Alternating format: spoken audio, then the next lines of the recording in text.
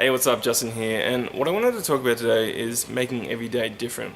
So if you understand a little bit about self-help, and I know self-help doesn't pay the bills, but you can try and build your own emotions and kind of deposit positive emotions on different people to build up their emotional bank accounts, and you can have these relationships that are really beneficial, even to the point where people are like annoyed about how positive you are.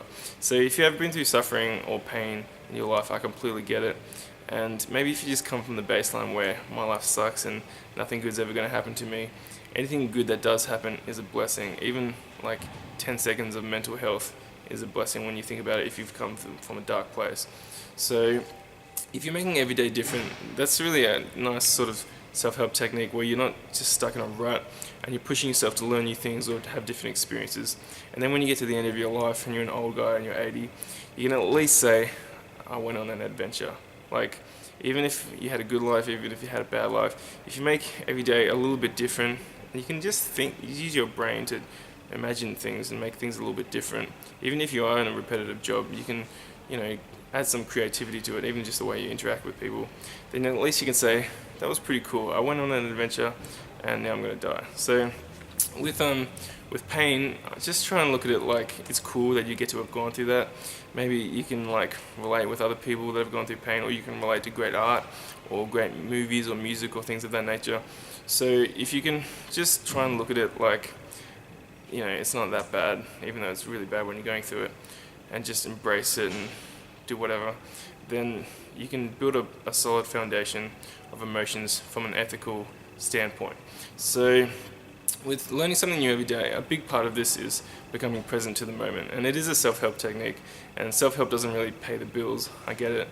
But if you can become present to the moment, then you can learn something new every day, because even if you're just observing society or you're just observing things, then you're going to notice things change over time. So with becoming present, the idea is like, let's say I go for a walk, I can enjoy the walk and walk around and enjoy nature, or if I go for a hike with my dog, for example, I can become present and enjoy the walk. Then let's say the next day I can lose all my friends and my relationships and my work, and my whole external life can sort of crumble down, but I can still go for a walk and enjoy the walk.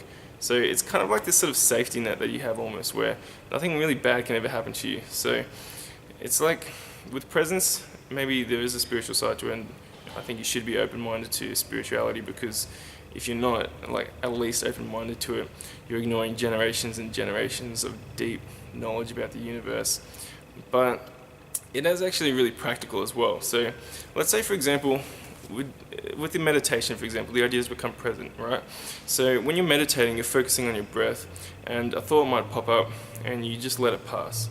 So that's actually really practical, because if you're having a conversation with someone, maybe, you might notice that thoughts will pop up, and you'll think, oh, this is cool, I can add to the conversation.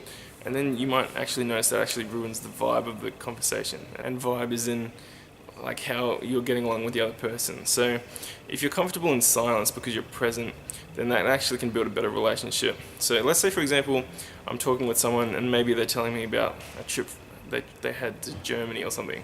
And when they're talking about Germany, something pops into my head about, oh, cool, this is some sort of relevant Germany story that I have that's going to add to the conversation, and I hold on to that thought. But what happens if you don't let it pass because you don't understand presence and meditation is like, you're not really listening to them, you're more waiting for your turn to talk, and then when they finish talking and you come in with your story, then there isn't that gap of silence, because maybe if you're uncomfortable in silence, then they might think that subconsciously that you're not really listening to them, and they might not like you. So this is practical, because if you do understand how to build your emotions and listen to people properly, and you can build relationships, social skills will get you a long, long way.